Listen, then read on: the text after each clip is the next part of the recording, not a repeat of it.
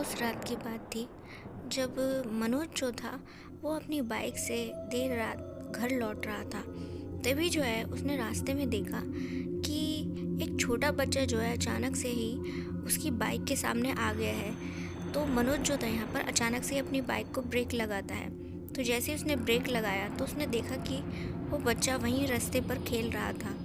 तभी जो है अपनी बाइक रोककर वो उस बच्चे के पास जाता है। मनोज ने उस बच्चे को अपनी गोद में उठा लिया और सोच में पड़ गया कि आखिर ये किसका बच्चा है जो बीच रास्ते में यहाँ पर घूम रहा है। कि तभी जो है उसने सामने से एक औरत को आते हुए देखा। वो जो औरत थी वो वहाँ पर आती है और मनोज से अपने बच्चे को ले लेती है। यहाँ पर मनोज जो था वो कहता है, क्या ये आपका बच्चा है? तो इस पर औरत ने कहा, हाँ हाँ, ये मेरा ही बच्चा है। हमें कहीं आगे तक जाना है, क्या आप हमें लिफ्ट दे सकते हैं? ऐसा उस औरत ने मनोज से कहा। तो मनोज ने सोचा कि चलो ठीक है, मदद करने में कोई हर्ज नहीं है। इसके बाद जो था मनोज उन दोनों माँ बेटा को लिफ्ट दे देता है अपनी बाइक पर। फिर इसके बाद जो था वो जो औरत थी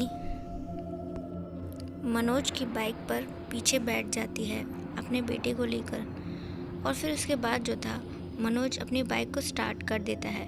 और फिर जैसे ही मनोज अपनी बाइक को लेकर चलता है, कुछ दूर जाने तक तो सब कुछ ठीक था, लेकिन अचानक से ही क्या हुआ, मनोज ने देखा कि अचानक से ही उसकी बाइक जो थी पहले से ज़्यादा भारी हो चुकी थी, जिसकी वजह से उसे अब बाइक चलाने में बहुत ही प्रॉब्लम आ रही थी। और फिर तभी अचानक से ही उसे अपने कंधों पर बड़ा ज़ोर महसूस हुआ। यहाँ पर मनोज जो था वो मिरर से देखता है कि उसके कंधों पर जो था उस औरत का बच्चा बैठा हुआ था। इतना देखने के बाद मनोज काफ़ी ज़्यादा घबरा गया और उसने साथ ही देखा कि उस बच्चे का जो चेहरा था वो बहुत ही भयानक और डरावना हो चुका था। वो बच्चा मनोज के बाल खींच रहा था और उसे परेशान कर रहा था।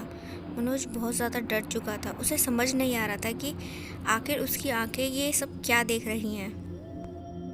इस पर उस औरत ने कहा, चुपचाप हमें लेकर चलते रहो, नहीं तो तुम्हारी जान लेते वक्त हमें एक बार भी सोचना नहीं पड़ेगा। तभी मनोज ने देखा कि उस औरत का चेहरा भी बहुत ही ज़्यादा भयानक हो चुका था। यहाँ पर मनोज बहुत ज़्यादा डरा हुआ था और अब वो सोचने समझने की अपनी शक्ति खो चुका था। वो चुपचाप उस औरत के कहने पर बाइक को सीधे रास्ते लेकर जा रहा था।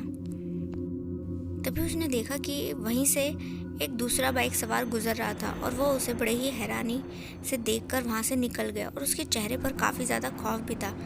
तो यहाँ पर जो मनोज था उसे समझ में आ गया कि वो जो दूसरा बाइक सवार था उसने सब देख लिया है और उसे सब पता चल चुका है।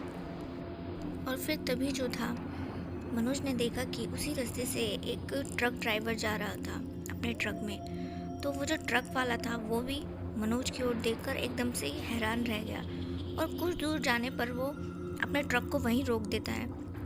फिर उसके बाद वो जल्दी से बड़ी ही तेज़ी से भागते हुए मनोज की बाइक का पीछा करता है और ज़ोर से मनोज के सर पर एक डंडे से वार करता है, जिसके बाद मनोज वहीं बेहोश हो जाता है। और फिर वहीं जब मनोज को होश आया तो उसने देखा कि वो खुद जो है उस ट्रक ड्राइवर के साथ है उसके ट्रक में। और ट्रक ड्राइवर जो था मनोज के बाजू में बैठा अपना ट्रक चला रहा था। इसी के साथ मनोज ने देखा कि उसके सर पर थोड़ी चोट लगी हुई थी। तो यहाँ पर मनोज जो था वो उस ट्रक ड्राइवर से पूछने लगा कि उसने उसके सिर पर डंडे से वार क्यों किया। तो यहाँ पर वो जो ट्रक ड्राइवर था वो मनोज से कहता है कि मैंने देख लिया था कि तुम्हारे पीछे वो भूतनी और जो उसका बच्चा था वो बैठा हुआ था तुम्हारे कंधों पर और तुम्हें जान से मारने की कोशिश कर रहा था।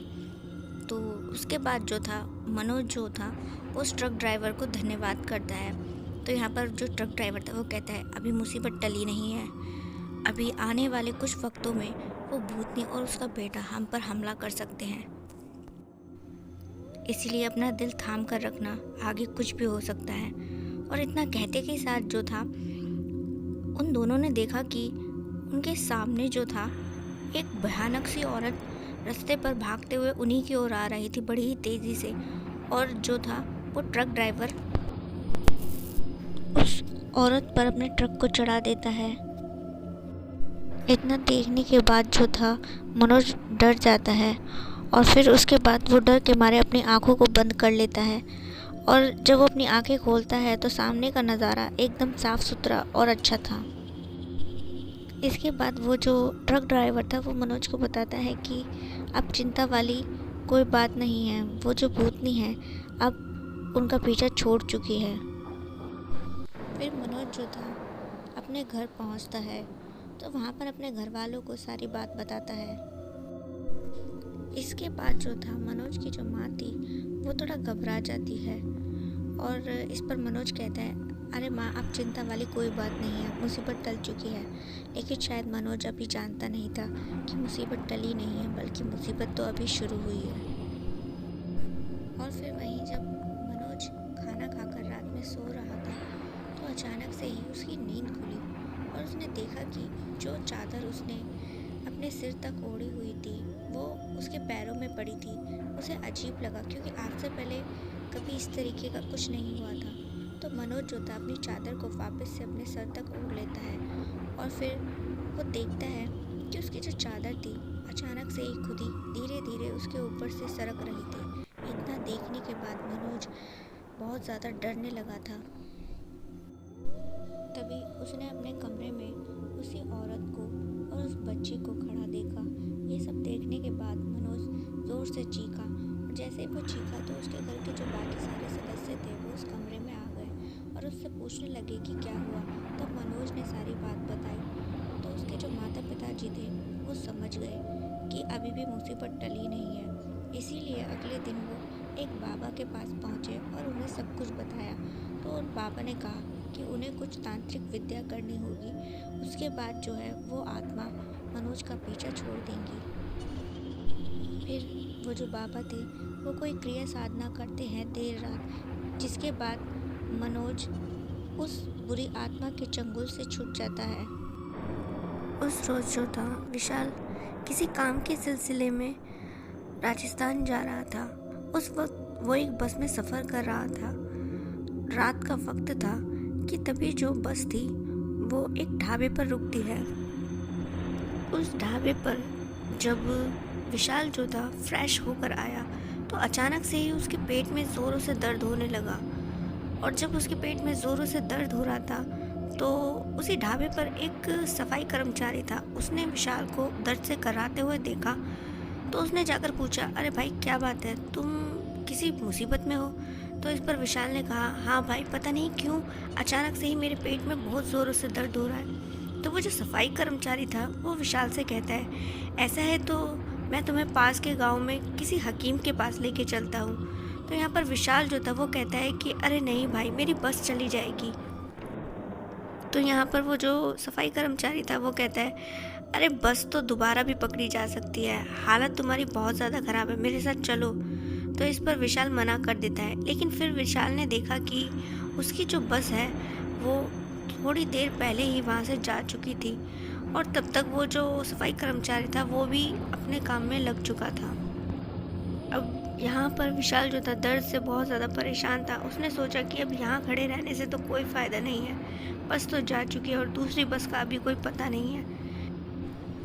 इसके बाद जो था विशाल वापस से उस सफाई कर्मचारी के पास जाता है और उससे कहता है कि ठीक है भाई, तुम मुझे जिस हकीम के पास लेके चलने की बात कर रहे थे मैं वहाँ चलने को तैयार हूँ।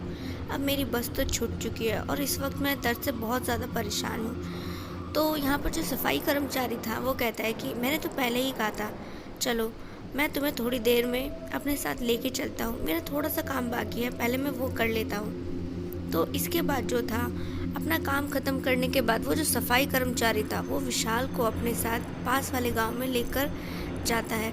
अब जब वो दोनों जा रहे थे तो वो जो सफाई कर्मचारी था विशाल ने उसके चेहरे को देखा। अचानक से ही उसकी आंखों की जो पुतलियाँ थी वो फैली हुई थी और वो एक पल के लिए भी अपनी पलकें नहीं झपका रहा था। उसे वो ये चीज़ अजीब सी लगी कि आखिर ऐसा कोई कैसे कर सकता है।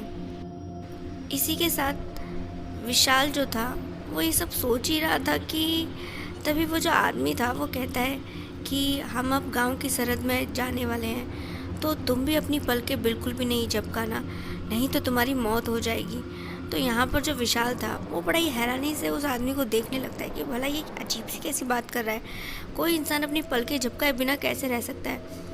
लेकिन फिर वो जो आदमी था वो कहता है, लेकिन तुम्हें डरने वाली कोई बात नहीं है, जैसा जैसा मैं कहता हूँ वैसा ही करना, फिर तुम्हें किसी बात की मुसीबत नहीं उठानी पड़ेगी।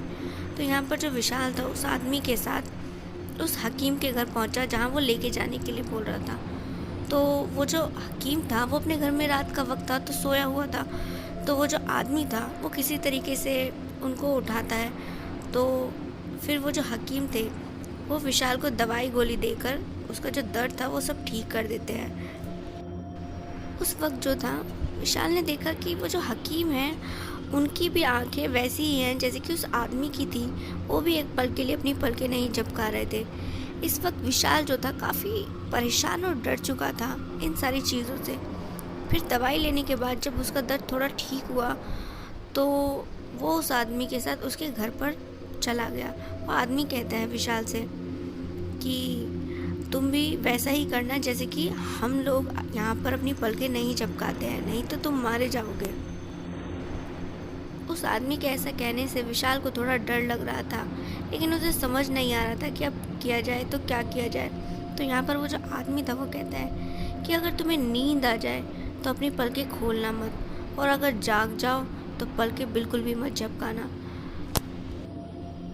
विशाल थोड़ा डर चुका था और परेशान था। तो उसी परेशानी में वो जो है उस आदमी से कहता है कि ऐसी क्या बात है जो यहाँ पर पलकें नहीं झपका सकते, वो तुम मुझे बताओ, मैं जानना चाहता हूँ। तो वो जो आदमी था वो उस वक्त उसको कुछ भी नहीं बताता है। तो यहाँ पर विशाल जो था काफ़ी ज़िद करता है उस दौरान, लेकिन वो जो आदमी था विशाल को एक भी बात नहीं बताता। फिर विशाल को पता नहीं चलता कब नींद आ जाती है, और जब उसकी सुबह में नींद खुली तो उसने देखा कि अब सब कुछ नॉर्मल था। सुबह होने पर विशाल को थोड़ा अच्छा लग रहा था। तो वो उस आदमी से फिर से वही सवाल करता है कि ऐसी क्या वजह है जो यहाँ पर लोग रात के वक्त पलकें नहीं झपकाते। विशाल के लाख पूछने के बाद वो जो आदमी था उसे उसके बारे में बताता है, जिसकी वजह से विशाल जो था वो थोड़ा सुनकर उस बात को घबरा जाता है।